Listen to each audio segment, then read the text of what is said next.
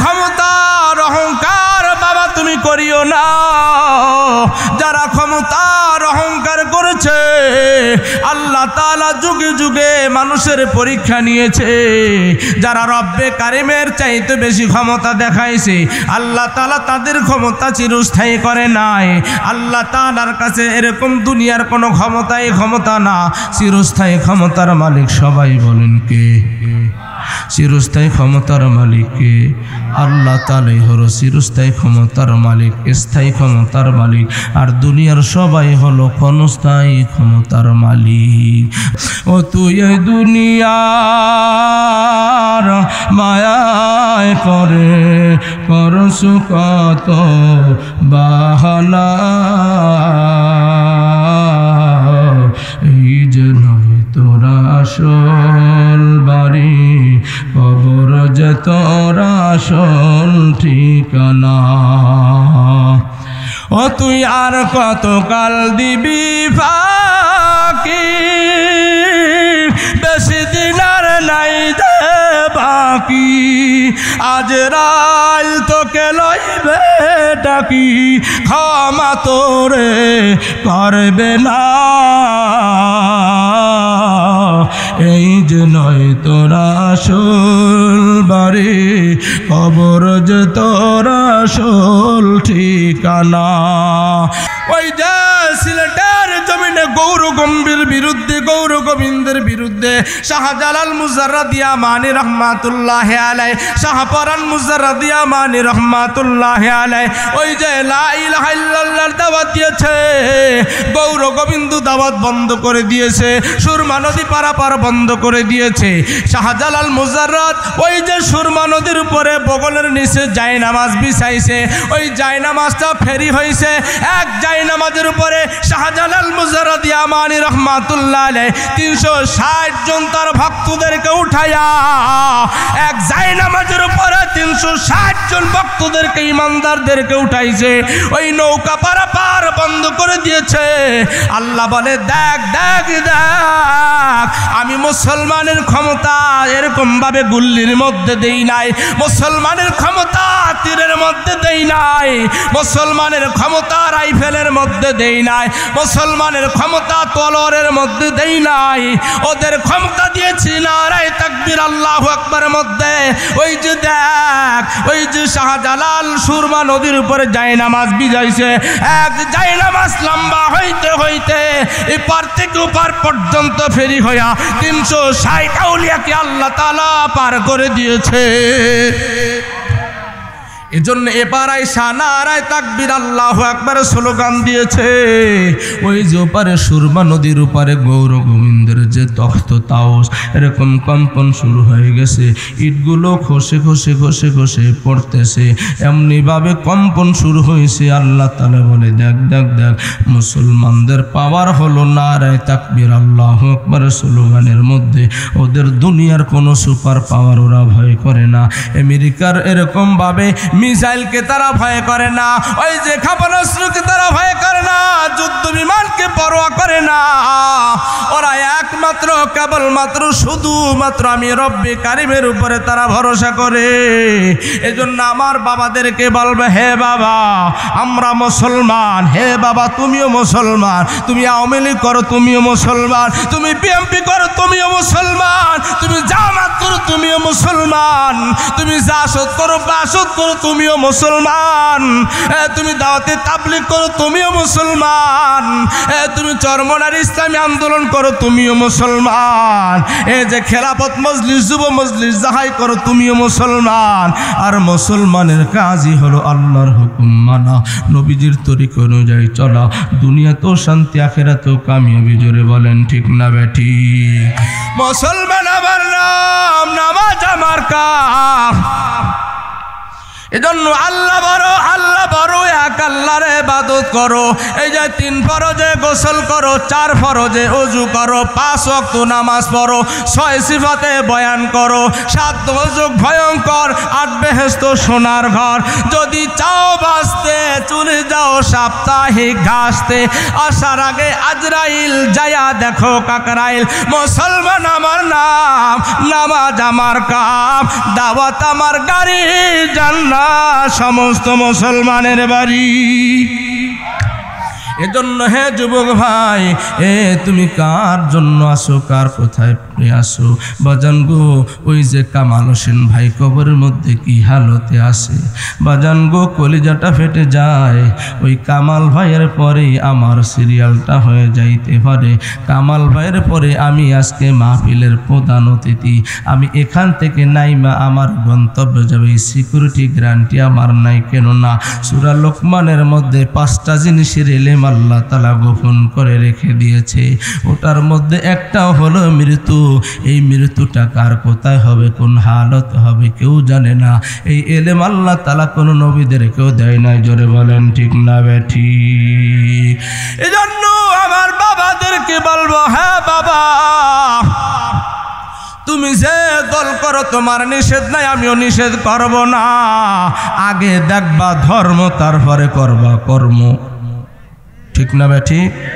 আগে হচ্ছে ধর্ম, তারপরে তোমার কর্ম। যেহেতু তোমার বাবা মুসলমান, দাদা মুসলমান, পরদাদা মুসলমান, 14 সিঁড়ি মুসলমান, তুমি মুসলমানের বাচ্চা মুসলমান, তুমি কোনো সময় কোরআনের বিরুদ্ধে অ্যাকশন নিতে পারো না, তুমি ইসলামের বিরুদ্ধে অ্যাকশন নিতে পারো না, মসজিদ মাদ্রাসার বিরুদ্ধে অ্যাকশন নিতে পারো না, আলেম ওলামার বিরুদ্ধে তুমি অ্যাকশন নিতে পারো না। এজন্য আমার বাবাদেরকে বলবো, হ্যাঁ বাবা, এই দুনিয়াতে কেউ ছিলাম না, এখন আছি, আবার থাকবো না, চলে যাব আল্লাহ তাআলার সান্নিধ্যে। ওই আল্লাহ তাআলার দরবারে আমরা চলে যাব। ওই জন্য আগেই বলেছিলাম, কবর আমি ইমাম সাহেবকেও ডাকে, মুসল্লিকেও ডাকে, সভাপতি, সেক্রেটারি, কোষাধ্যক্ষ তাদেরকেও ডাকে। ওই কবর দৈনিক তো ডাকতেছে, এক ডাকে সারা দিয়া কামাল ভাই চলে গেছে।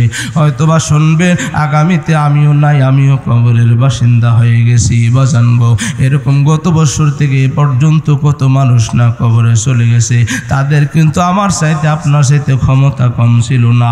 ওখানে যাইয়া কোনো ক্ষমতাই চলে না। জোরে বলেন ঠিক না বেঠিক? যেখানে কোরআনের আলোচনা হয় কোনো হট্টগোল করা যায় না। এরকম যেখানে কোরআন হাদিসের আলোচনা করা হয় ওখানে শোরগোল করা যায় না। যেখানে কোরআনের আলোচনা করা হয় ওখানে দোকানের মেলা ভেজানো যায় না। আল্লাহ তাআলা বলেছে, ওয়াকাল আল্লাযীনা কাফারু লা তাসমাউ লিহাযাল কুরআনি ওয়ালগাউ ফীহি লাআল্লাকুম তাগলিবুন।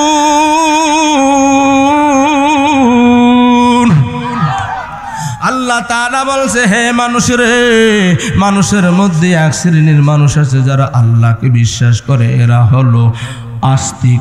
আর যারা বিশ্বাস করে না এরা হলো নাস্তিক। ফেরাউন হলো নাস্তিক, সাদ্দাত নাস্তিক, কারুন নাস্তিক, এরকমভাবে আব্দুর রহমান ইবনে সুলুল এরা হলো নাস্তিক। এরা চাইছে দুনিয়ার জমিনে যাতে করে কোরআনের কথা কোনোদিন বলা না হয়, মাদ্রাসায় কোনো ধর্মীয় আলোচনা না হয়, মসজিদ থাকবে না, মাদ্রাসা থাকবে না, দিন থাকবে না। যেই জায়গায় কোরআনের আলোচনা হয়েছে ফেরাউন, সাদ্দাত, নমরুদ তারা হট্টগোল করেছে, শোরগোল করেছে। এ কথাই আল্লাহ তাআলা কোরআনের মধ্যে কোট এবং নোট করে দিয়েছে। ওয়াকাল আল্লাযীনা কাফারু লা তাসমাউ লিহাযাল কুরআন। যেখানে কোরআনের আলোচনা হইতো ওখানে ফেরাউনের লোকেরা হট্টগোল করত, চেঁচামেচি করত, যাতে করে কোরআনের আওয়াজে ডিস্টার্ব হয়। যেখানে কোরআনের আওয়াজে ডিস্টার্ব হয় এই ডিস্টার্বটা করতো ফেরাউনের বংশধর, যাতে করে কোরআনের আওয়াজ না হয়, কোরআনের কথা বলা না হয়, হাদিসের কথা বলা না হয়, মসজিদ মাদ্রাসার কথা বলা না হয়, ইমানের কথা বলা না হয়, জান্নাত জাহান্নামের কথা বলা না হয়। ওই জায়গায় যা ফেরাউনের দলের লোকেরা হট্টগোল করত, লাফালাফি ফালাফালি করত, ঢোল তবলা বাজাইতো। একটাই উদ্দেশ্য ছিল, যাতে করে মানুষের কানে কোরআনের আওয়াজ না যায়। জোরে কোন ঠিক না ব্যাঠিক? হে বাজান গো, যেই সমস্ত মানুষগুলো কোরআনের বিরুদ্ধে অ্যাকশন নিয়েছে, ওদের কানে কোরআনের কথা গেলে তারা সহ্য করতে পারে নাই। আল্লাহ তাআলা জানাই দেয়, ওয়াকাল আল্লাযীনা কাফারু লা তাসমাউ লিহাদাল কুরআনি ওয়ালগাউ ফি লাআল্লাকুম তাগলিবুন। হে, কোরআনের আওয়াজ যেখানে হয় ওখানে চেঁচামেচি করে, ওখানে আওয়াজ করে, ওখানে ঢোল তাবলা বাজায়, ওখানে ঝগড়া ফাসাদ বাজাই দেয়, যাতে করে মাহফিল একটা হট্টগোল শুরু হয়ে যায়। ওই যে কোরআনের আওয়াজ যাতে করে না চলে, এই দিনের কথা মানুষের কান পর্যন্ত যাতে না শুনে, এই ঘটনা ঘটাই তো ফেরাউনের গোষ্ঠী, এই ঘটনা ঘটাই তো সাদ্দাদের গোষ্ঠী, এই ঘটনা ঘটাই তো কারুনের গোষ্ঠী, এই ঘটনাগুলো ঘটাই তো নমরুদের গোষ্ঠী, আবু জাহাল আবু লাহাবের গোষ্ঠী। জোরে বলেন ঠিক না ঠিক? এজন্য আমার বাবাদেরকে বলবো, হ্যাঁ বাবারে, আসো আসো, কোরআন তোমাকে হাত ছাড়ে দিয়া ডাকে, আসো আসো, ইসলামের সুশীতল ছায়া তলে আসো। হে, তোমার বাপদাদা 14 সিঁড়ি মুসলমান, তারাও কবরে চলে গেছে, তুমি এখন নামাজ পড়, তারা সব পাইতেছে। তুমি সোমবার দিন রোজা রাখা, ভাত খাইয়া রোজা রাখবা, তোমার বাবা কবরের মধ্যে শুয়া শুয়া সওয়াব পাইবে। এ মঙ্গলবার রোজা, বুধবার রোজা, তোমার বাবা সওয়াব পাবে, এ তোমার মা সওয়াব পাবে, সবাই তোমার সওয়াব পাবে। আসো আসো আসো, কোরআনের সুশীতল ছায়া তলে আসো রে ভাই। আর ক্ষমতার দাপট দেখে লাভ নাই, আর লাভ নাই। তোমার মতো কোরআনের তোমার মতো ক্ষমতাধারী পৃথিবীর জমিনে আল্লাহ তাআলা অনেক পাঠাইছিল, কিন্তু আল্লাহ তাআলা তাদেরকে থাকার রাখার সুযোগ দেয় নাই। আমার বাবা ভাই, তোমাদের পায়ে হাত রেখে বলি, হে আমার কলিজার টুকরা যুবক ভাই, ওই যে ভাই কামাল 40 বছরের তাগড়া যুবক, আল্লাহ কবরে শোয়া দিয়েছে বালিশ ছাড়া। কথা ঠিক না বেঠিক? বালিশ ছাড়া কামাল শুয়ে রইছে। বাজান, তুমি কি একটু চিন্তা করো না? বিছানাও নাই কামাল ভাইয়ের ঘরে, বিছানা কামাল ভাইয়ের ঘরে বেডশিট বিছানো আছে, ওই খাটও পড়ে আছে। গতকাল ভাই যেই খাটের মধ্যে শুইছে, আজকে জুমার সময় ভাই জীবিত। এজন্য ভাই, ওই যে কামাল ভাইকে আল্লাহ তাআলা নিয়ে গেছে, কিসের তো অহংকার করো রে ভাই। যারা কোরআনের বিরুদ্ধে গিয়েছে, মাদ্রাসার বিরুদ্ধে গিয়েছে, হাদিসের বিরুদ্ধে গিয়েছে, এদের পরিণতি আল্লাহ তাআলা ভালো রাখে নাই, ভালো করে নাই। আমার কলেজার টুকরা যুবক বন্ধুরা, কাজীপাড়া স্থানের আমার বাবারা, তোমাদের পায়ে হাত রেখে আমি যুবক বলে যাই, এই ক্ষমতার দাপট বাজান তুমি দেখাইও না। ওই যে ক্ষমতার দাপট দেখাইয়া কি বলে, তোমাদের এত খাইতে হবে কেন? তোমাদের 800 টাকা 1000 টাকার খেজুর খাইতে হবে কেন? তোমরা তো বড়ই দিয়ে ইফতার করতে পারবা। সাধারণ তৌহিদি জনতা, ইমানদার মুসলমান বড়ই দিয়ে ইফতার করবে। আর তোমরা যারা আঙ্গুল ফইলা করা গাছ হইছ, সাধারণ তৌহিদি জনতার টাকা পয়সা মাইরা নিয়া ওই যে কানাডাতে বেগম পাড়া বানাইছো, তোমরা 5000 টাকার খেজুর দিয়ে ইফতার করবা। মসজিদের ইমাম খতিব, মাদ্রাসার ছাত্ররা বড়ই দিয়ে ইফতার করবে। এই জুলুম মানুষ চায় না, ঠিক না বেঠি? কেন কেন কেন এই জুলুম, কেন এই বেইনসাফি কেন? যদি তোমার মাথা সুবুদ্ধি এরকম আবির্ভাব হতো, তাহলে এটাই বলতা, হা হা, আমি সরকারের একজন প্রতিনিধি, আমি একজন মন্ত্রী, আমি যদি ডাল খাই, আমার প্রতিনিধি জনগণও ডাল দিয়া খাবে। আমি যদি ডাল দিয়া খাই, আমার জনগণ প্রতিনিধি তারাও ডাল দিয়া খাবে। আমি যদি বড়ই দিয়ে ইফতার করি, তাহলে কি হবে? তারাও বড়ই দিয়ে ইফতার করবে। এটা তো পাবলিসিটি করার বিষয় না, এটা তো পাবলিসিটি করার বিষয় না। আমার বাবাদের পায়ে হাত রেখে বলবো, বাবা, এই দেশটার ভিতরে শান্তি আল্লাহ তাআলা দিতে চায়, কিন্তু গুটি কয়েক নাস্তিকের কারণে আল্লাহ তাআলা শান্তি দিতে চায়। এরকমভাবে উঠাই নিয়ে যাচ্ছে। লা ইউফলিহা কওম আল্লাহু আমারহুম বিইমরাতিন আও কামা ক্বালা আলাইহিস সালাতু ওয়াস সালাম। নবীজি হাদিস শরীফের মধ্যে বলেন, সব রাষ্ট্রের মধ্যে শান্তি আসে না, সব রাষ্ট্রের মধ্যে কল্যাণ আসবেও না। কল্যাণের বাজেট হলো মুআল্লাক সুইলা থাকবে, পড়বে না জমিনে, মানুষ পাবে না। লা ইউফলিহা কওমুন ওয়াল্লাহু আমারহুম বিইমরাতিন। যেই দেশে রাষ্ট্রপ্রধান হয় মহিলা, ওই দেশে রহমত, মাগফিরাত, নাজাত আল্লাহ তাআলা দেয় না, কল্যাণ মানুষ পায় না। এজন্যই পেঁয়াজ হয় 300 টাকা, সিজনে আলু খাবে 100 টাকা। আহা, গজব কারিগর। এজন্য বাপ, আপনি যে দল করেন না কেন, কোনো দুঃখ নাই, কোনো বাধা বিপত্তি কিছুই নাই। আপনি যেহেতু মুসলমানের সন্তান, আপনি যেহেতু মুসলমানের বাচ্চা, আপনার বাবা মুসলমান, দাদা মুসলমান, পরদাদা মুসলমান, 14 শিরি মুসলমান, আগে হলো আপনার ধর্ম, তারপরে আপনি মুসলমান হিসেবে আপনার কর্ম। কথা ঠিক?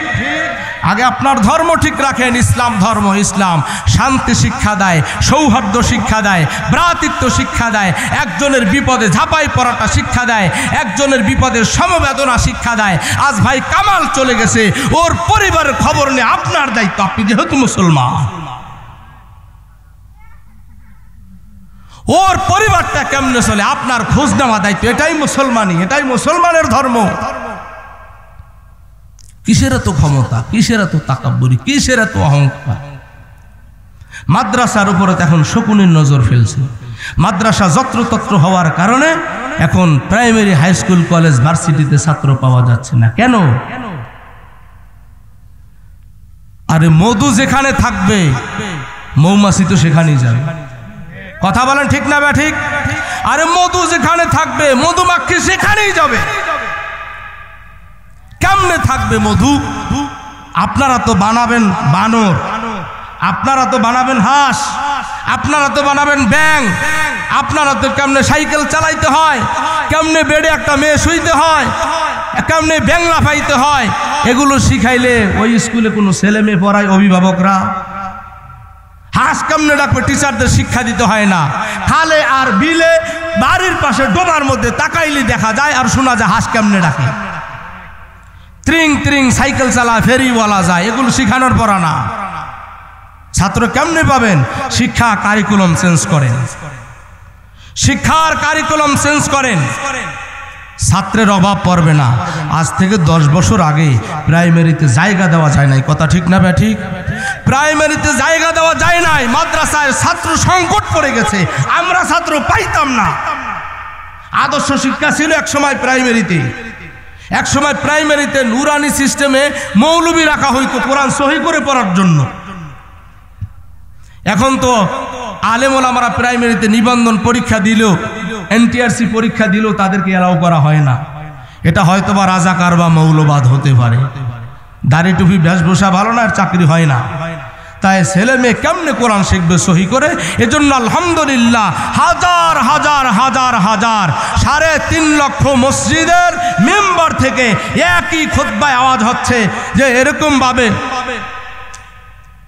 বাবা আমি পর্বনায়ার হাট্টিমাটিম টিম, মাগো আমি পর্বনায়ার হাট্টিমাটিম টিম, দাদা আমি পর্বনায়ার হাট্টিমাটিম টিম, দাদি আমি পর্বনায়ার হাট্টিমাটিম টিম, নানা আমি পর্বনায়ার হাট্টিমাটিম টিম, নানি আমি পর্বনায়ার হাট্টিমাটিম টিম, মাদ্রাসাতে শেখবো আমি আলিফ লাম মিম। এজন্য আলহামদুলিল্লাহ সুম্মা আলহামদুলিল্লাহ আমাদের ছাত্রের অভাব হয় না। আদমশুমারি ছিল, ভালোই ছিল, কেন আবার জনশুমারি ঢুকাইলেন? চাচ্ছিল বানর শুমারি ঢুকাইতে। আলহামদুলিল্লাহ 3.5 লক্ষ মসজিদের মেম্বার থেকে হকের আওয়াজ যখন উঠেছে, যা আল হাক্কু ওয়া যাহাকাল বাতিল ইন্নাল বাতিলা কানা যাহুকা, যখন এরকম ভাবে বাতি জ্বলে অন্ধকারের আমানিশা দূর হতে বাধ্য। এখানে বাতি না জ্বললে ধূপ ধূপে অন্ধকার থাকতো, বাতি জ্বলেছে, অন্ধকার দূরীভূত হয়ে গেছে। আলহামদুলিল্লাহ মাদ্রাসায়ে কওমিয়া, মাদ্রাসায় হেফজখানার মধ্যে, মাদ্রাসায় নূরানিয়ার মধ্যে এরকম ইসলামের বাতি আল্লাহ তাআলা জ্বালাইছে। ইউরিদুনা লিউতফিউ নূরাল্লাহি বিআফওয়াহিহিম ওয়াল্লাহু মুতিম্মু নূরি ওয়ালাউ কারিহাল কাফিরুন। আল্লাহ ইসলামের বাতি মাদ্রাসায় জ্বালাইছে, ইসলামের বাতি মহল্লায় মহল্লায় জ্বালিয়েছে। এটা মসজিদের মাধ্যমে হোক, বয়ানের মেম্বারের মাধ্যমে হোক, মাদ্রাসায় কওমিয়া, মাদ্রাসায় দ্বীনিয়ার মাধ্যমে হোক, আল্লাহ তাআলা যখন হকের আবাস আর ঝান্ডা জারি করেছে, এরকম ভাবে আল্লাহ তাআলা ইউরিদুনা লিউতফিউ নূরাল্লাহি বিআফওয়াহিহিম, আল্লাহ তাআলা ইসলামের আলো যখন প্রজ্বলিত করেছে, কুদরতি সুইচ আল্লাহ তাআলা কুদরতি হাত দ্বারা ওপেন করে দিয়েছে, ইসলামের বাতি জ্বলতেছে। আলহামদুলিল্লাহ সুম্মা আলহামদুলিল্লাহ। এই জোয়ার ইসলামের গণজোয়ার, এই জোয়ার বাধা দেওয়ার মতো কেউ কেউ নাই। আজকের বিজয় ইসলামের বিজয়, আগামীর বিজয় কোরআনের বিজয়, আগামীর বিজয় হবে দারুল উলুম দেওবন্দ মাদ্রাসার বিজয়। এজন্য মেরে মোহতারাম ভাই ও দোস্তার বুজুর্গ, আর কি হবে বেঁচে থেকে বলেন? এজন্য আমি তো দুনিয়ায় ছিলাম না, এখন আসি, আবার থাকবো না। বাজান ভালো করে শুনেন, এ যা হলো সামনেটা হলো কাজীপাড়ার স্ট্যান্ড, ঠিক না? ওই হাইওয়ে রোডের পাশে যে জায়গাটা আমি নামলাম, ওই জায়গাটা কি জানি কেওডালা, ওটাও একটা স্ট্যান্ড। ওই যে কেওডালা অথবা মদনপুর স্ট্যান্ড। তো বাজান এজন্য যে কোনো বিষয় টাকার গরম, অর্থের অপচয় করতে হয় না, ক্ষমতার অপব্যবহার দেখাইতে হয় না। আল্লামা ইমাম যাহাবী রহমাতুল্লাহ আলাইহি ওনার কিতাবে দেখেছি, আল্লামা ইমাম যাহাবী রহমাতুল্লাহ আলাইহি ওনার কিতাবের মধ্যে উল্লেখ করেছে, বাপ ভালো করে শোনেন, এলাকার বাপ ভাই আমার মতো তাগড়া যুবক, তুমি ক্ষমতা পেয়েছো আলহামদুলিল্লাহ, ভালো ক্ষমতা উপরওয়ালার থেকে বাজেট হয়েছে, তুমি একটা পদ পেয়েছো, ইউনিয়নের পদ পেয়েছো, তুমি থানার পদ পেয়েছো, জেলার পদ পেয়েছো, বিভাগের পদ পেয়েছো, বাংলাদেশের বিএমপির দলের পদ পেয়েছো, আওয়ামী লীগের দলের পদ পেয়েছো, জামাতের দলের পদ পেয়েছো, কোনো দুঃখ নাই, কোনো সমস্যা নাই। তুমি যেহেতু মুসলমান, আগে তোমার ধর্ম, পরে তোমার কর্ম, ঠিক না? জন্য কোরআনকে সামনে রাখো বাপ, পরিণতি ভালো হবে। এরকম কেওডালা স্টান, মদনপুর স্টানে মনে করেন উদাহরণ, আল্লামা ইমাম যাহাবী রহমাতুল্লাহ আলাইহি ওনার কিতাবের ভিতরে উদাহরণ দিয়েছে। এক তাগড়া নওজোয়ান যুবক, উনি এক পদ পেয়েছে, পদ পাওয়ার পরে ক্ষমতা পেয়েছে, অর্থ আছে অনেক, অর্থের তাকাব্বুরি দেখাইছে, ক্ষমতার তাকাব্বুরি দেখাইছে। প্রতিদিন এভাবে আমার দিকে তাকান, প্রতিদিন এভাবে হাত ধাইকা স্থানে আসে। হ্যাঁ, আহারে কত নেতাই না পৃথিবীর জমিন থেকে খতম হয়ে গেছে। গাদ্দাফির মতো নেতাকে আল্লাহ তাআলা শেষ করে দিল। ওই যে আসার সময় একটা কথা মনে হইল, ওখানে দেখলাম গাদ্দাফি স্টোর, কেওডালার ওই পাশে গাদ্দাফি স্টোর। তো এক নেতা এভাবে হাত ধাইকা হাজার হাজার জনতা বাজারে আইসা বলতেছে, ভাই আমি তোমাদের উদ্দেশ্যে একটু ওয়াজ করব, নসিহত করব। হাত বের করে না, ভালো করে শোনেন, হাত বের করে না। এরপরে কেউ ওনার কথা শোনে না, কেউ কথা শোনে না। এরপরে কি হয়েছে, একদিন বলতেছে, ভাই আমি একটু গুরুত্বপূর্ণ কথা তোমাদেরকে সাথে শেয়ার করব, তোমরা একটু শোনো। হাজার হাজার জনতা বাজারের মধ্যে, কে কার কথা শুনে? একজন বলল, এই ও প্রতিদিন বলতেছে, আজকে তোর কথাটা শুনিও, কি বলতে চাও? হাত কেন ঢাকা? তো এভাবে হাত ঢাকা। এরপরে চাদর থেকে হাত বের করছে, হাতের এই মেরফাক কোনই পর্যন্ত, এখান থেকে বডি পুরা 2 হাত নাই। আর ওনাকে সবাই দেখে চিনে ফেলছে, ঘোমটা দিয়ে আসছে, হাত পা ঢাইকা, মুখ ঢাইকে আসছে।